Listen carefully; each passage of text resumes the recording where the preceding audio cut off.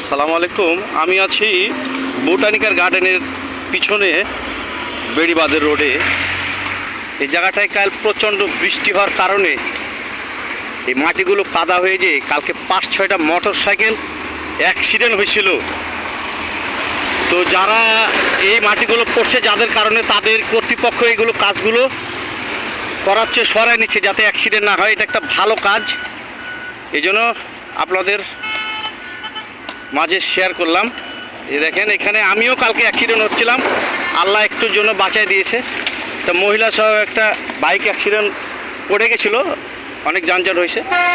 এই যে কর্তৃপক্ষ তাদের এগুলো ঠিক করতেছে, এটা একটা ভালো কাজ। তার ভিডিও করে জানাচ্ছি। আমি ফার্ম ইউনিয়ন বোর্ড ওনার চটবাড়ি পাম্প হাউসে চাকরি করি। তাই এটা দেখা যাচ্ছে একটা সুন্দর ভালো কাজ করতেছে ওই কোম্পানি, তাই ভিডিও করতেছি। ভাই খেয়াল রাখেন ভাই।